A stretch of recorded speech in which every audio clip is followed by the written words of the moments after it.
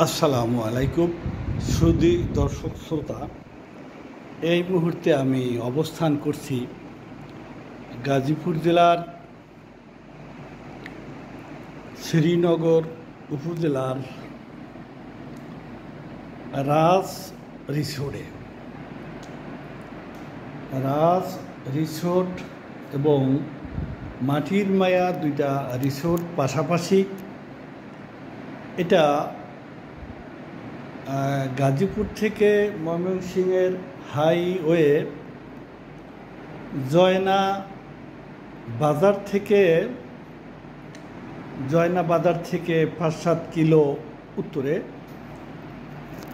উত্তর প্লাইট জায়গাটার নাম। জয়না বাজার থেকে 5-7 কিলো ভিতরে মাটির মায়া এবং রাজ দুটি রিসোর্ট। মোটামুটি ভালো, নিট অ্যান্ড ক্লিন। সম্মানিত দর্শক শ্রোতা, আপনাদের অবগতির জন্য আমি জানাচ্ছি যে হঠাৎ করে জুলাইয়ের 1 থেকে 3 তারিখ পর্যন্ত আমি বেশ অসুস্থ হয়ে পড়ি। মানে কী কারণে বলতে পারবো না, তবে ভীষণ অসুস্থ হয়ে পড়ি। হয়তো সিজনাল ফল ফ্রুট, আম কাঁঠাল লিচু খাওয়ার কারণে ডায়াবেটিক্সের পরিমাণ একটু বেড়ে যেতে পারে, সেই কারণে বেশ অসুস্থ হয়ে পড়ি। এরপরে যখন সুস্থ হলাম, পারিবারিকভাবে ডিসিশন হলো যে আমরা একটু বিনোদন ভ্রমণে যাই। যেহেতু শুক্র শনি 4-5 বন্ধ এবং তার সাথে সরকারি বন্ধ যোগ হয়েছে, আশুরার বন্ধ রোববার, যার কারণে আমরা সিদ্ধান্ত নিলাম পারিবারিকভাবে নিজস্ব ব্যবস্থাপনায় আমরা একটু বিনোদন ভ্রমণে যাই। তাই শনিবার 5 তারিখ ঢাকার বাসা দারুল আমান হাউজিং থেকে 9:50 রওনা করি। আপনাদেরকে বলে রাখি যে ঢাকা থেকে এই রিসোর্টটি 66 কিলোমিটার দূরত্ব। তো সাধারণত 12টায় রিসোর্টের ব্যাংলোগুলো খালি হয়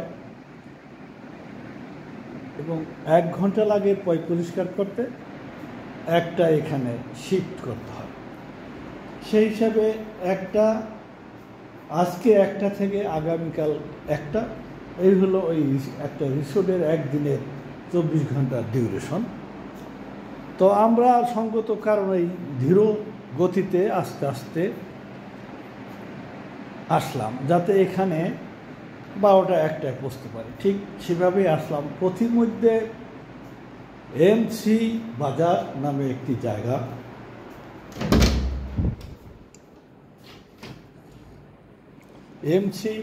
নামে একটি জায়গা, সেই জায়গাতে আমরা ডাব খাওয়ার জন্য গাড়ি থামালাম। একটা ডাব, ছোট আকারের একটা ডাব, 1 থেকে 150 টাকা। তো সেই বাজারটা মানে কি, হাইওয়ের পাশে, শ্রীনগর উপজেলায় হাইওয়ের পাশে কাঁচা বাজার, তরকারির বাজার, বিশাল বাজার। এত বড় বাজার বাংলাদেশের আর কোথাও তরকারির বাজার আছে বলে আমার জানা নেই। তা আমি বললাম যে এত বড় বাজার, এই বেচা কিনা হয়? বললো যে না স্যার, খুব বিকালে 4টা-5টার পর থেকে খুব ভালো বেচা কিনা হয়। তার কারণ এখানে প্রচুর মিল, কলকারখানা, গার্মেন্টস ইন্ডাস্ট্রি আছে। সেই ইন্ডাস্ট্রির শ্রমিকরা এখানে কেনাকাটা করে।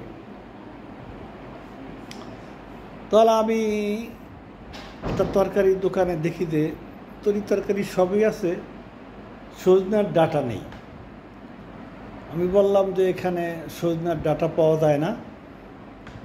সে দোকানদার করলো কি, সে আমাকে মুদি দোকান দেখাই দিল। মুদি দোকানে বললাম, ভাই ওই যে তরি তরকারির দোকানদার বলল আপনার কাছে নাকি সজনের ডাঁটা আছে। তো মুদি দোকানদার বলতেছে যে আমার কাছে সজনের ডাঁটা ছিল, শেষ হয়ে গেছে। সম্মানিত দর্শক শ্রোতা, আপনারা কি বুঝতে পারছেন?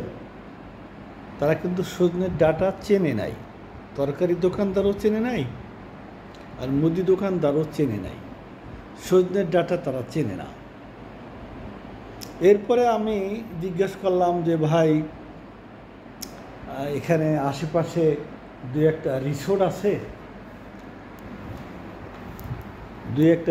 আছে। তো এখন উত্তর দেয় না। তার মানে হলো এই যে তারা রিসোর্ট চেনে না। আপনাদেরকে বলে রাখা ভালো যে গাজীপুরে অন্তত 100-র মতো রিসোর্ট আছে।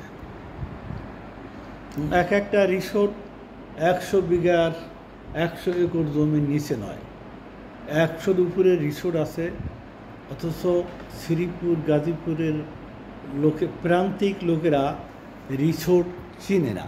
কারণ কি? কারণ হলো তারা একেবারেই সাধারণ লোক, সারাদিন কাজ করে, পরিশ্রম করে, আয় রোজগার করে, চারটা খায়, শুয়ে থাকে। এর বেশি এই ডিজিটাল যুগে বসবাস করে এর বেশি তারা জানে না, জানার চেষ্টা করে না।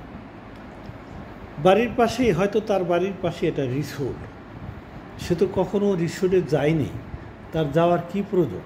সে তো পাশেই তার বাড়ি, রিসোর্টে কি আছে না আছে, ওখানে কি করে, ওখানে যে থাকতে হবে, এটা তো তাই সেই ধারণা তাদের নেই।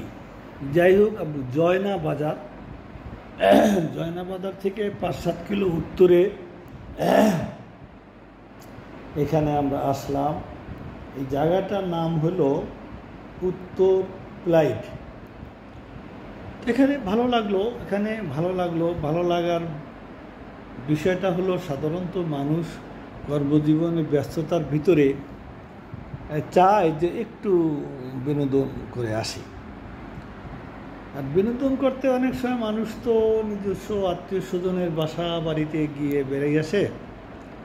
তবে ইদানিং আত্মীয় স্বজনের বাসা বাড়িতে গেলেও অনেকটা শান্তি হয় না। সেখানে কথার প্রতিযোগিতা, হিংসার প্রতিযোগিতা, সম্পদের প্রতিযোগিতা, নানান অভিযোগ, নানান কান কথা, পরে আনন্দ থেকে নিরানন্দই হয়ে যায়। যার কারণে মানুষ, বিদেশিরা কি করে, তাদের তো উইকএন্ড কটেজ থাকে সমুদ্রের পাশে। তারা সপ্তাহে একদিন ছুটির দিন ওই উইকএন্ড কটেজে তারা একটু বেরিয়ে আসে। ওই ধারণা থেকেই বাংলাদেশে এই রিসোর্টগুলো তৈরি হয়েছে। এই রিসোর্টগুলোর পরিবেশ একেবারেই গ্রাম্য পরিবেশ, আমার খুব ভালো লাগে। নিরিবিলি পরিবেশ, মনে হয় যেন নতুন এক অতিথির বাসায় বেড়াতে আসলাম। অত্যন্ত লোকজন কম। আজকে আমরা 3টা ফ্যামিলি ছিলাম। এখানে 6টা ডাবল বাংলো আছে আর 6টা সিঙ্গেল বাংলো আছে। আর ডাইনিং স্পেস এরকম বড় ছোটো যদি কোনো পার্টি করা হয় বড় আছে। বিভিন্ন ধরনের ফল ফলাদির গাছ আছে। আসার সাথে সাথে আমাদেরকে করম চার জুস দিয়ে আমাদেরকে আপ্যায়ন করা হলো। আমরা করম চার জুস খেলাম, আমরা একটু রিল্যাক্স করলাম, ফ্রি হলাম, গোসল করলাম, লাঞ্চ করলাম। সে লাঞ্চ মানে কি, আমরা যেন নতুন অতিথি সেভাবে আমাদেরকে বড়। এবং লাঞ্চের যে মেনুটা, এটা একেবারেই বাঙালি আনা ছিল। তার মধ্যে একটা সবজি ছিল এবং 2টো ভর্তা ছিল এবং সালাদ ছিল, রুই মাছ, এবং রুই মাছ এবং গরুর গোশ। এখানে লাস্টে হলো একটা পায়েস। এখানে বলে রাখা ভালো যে আমরা এখানে যা কিছু খেলাম, একজন ওয়েটার বলল যে স্যার গোল আলুটা আমরা শুধু কিনে আনছি, আর যা কিছু খেলেন সব আমাদের নিজস্ব প্রোডাক্ট। তাদের ডেইরি ফার্ম আছে, পোলট্রি ফার্ম আছে, দুধ আছে, গরু আছে, শাকসবজির বাগান আছে, ফল ফলাদির বাগান আছে, মাছের চাষ করে, পুকুরের মাছ। ভীষণ স্বাদ পেলাম। এইভাবে মানে খুবই, আবার বিকালে এখানে নাস্তা করলাম, চাটা খুব ভালো চা, সেখানেও বেশ ফ্রেঞ্চ ফ্রাই, পাকুড়া, তারপরে চিকেন ফ্রাই ভালো লাগলো। রাত্রেও খেলাম ফ্রাইড রাইস, তারপরে কি বলা হয় যেন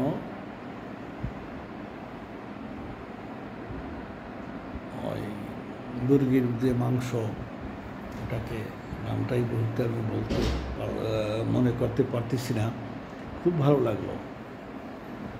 যে এই রাত্রিতে মাংসটা খাইলাম, নামটা ভুলে দিই, কী কয়, বারবিকিউ। বারবিকিউ নামটা কেন যে আমি ভুলে যাই, খালি আমার গ্রিলের কথা মনে আসে। বারবিকিউ বেশ ভালো লাগলো। সন্ধ্যার পরে সুইমিং পুলে একটু সময় কাটালাম, গোসল করলাম, বেশ ভালো লাগলো। তা এই যে আমি এখন বাংলোতে বসে ভিডিও করতেছি, একতলা, এরকম 6টা ডাবল বাংলো আছে, ফ্রিজ ছাড়া সব কিছুই আছে। দেখতে পাচ্ছেন খুব বড় ধরনের একটা বড় স্ক্রিনের একটা টিভি, আর অন্যান্য আর কিছু, আর কি বলবো, সব কিছুই বেশ উন্নত মানের, ভালো আছে। তো এই হলো কথা।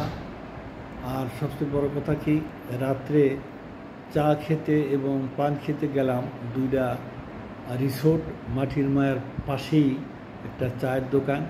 ওখানে একটা চা খেতে দিল, বুলেট চা, তেঁতুল দিয়ে আর কাঁচামরিচ দিয়ে বানানো হয়। এই চার নাম জীবনে শুনি নাই। তন্দুরি চা তো এখন অ্যাভেলেবল, আমরা পূর্বাচল খেয়ে থাকি, ইন্ডিয়া থেকে এটা আসছে।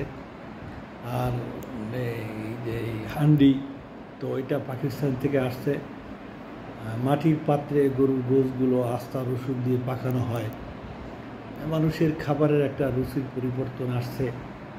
তো যাই হোক, আপনাদেরকে অনেক কথা বললাম। সবচেয়ে অবাক হলাম যে সজনের ডাটা চেনে না, রিসোর্ট চেনে না। এই 2025 সালে এখনও মানুষ, এরকম মানুষও আছে।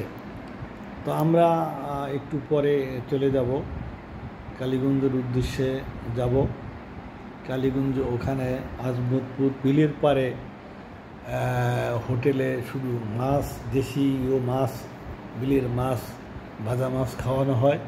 ওখানে একটা হোটেলে, ভাই হোটেলে আমরা লাঞ্চ করব। লাঞ্চ করে কালীগঞ্জ যাব। কালীগঞ্জ গিয়ে আমার স্কুলের, আমার প্রতিষ্ঠিত যে স্কুলে, যে আমার স্কুলে গড়ে উঠেছে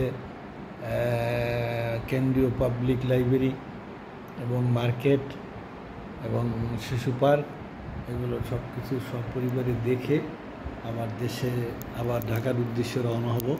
সে পর্যন্ত সকলে ভালো থাকেন। আসসালামু আলাইকুম।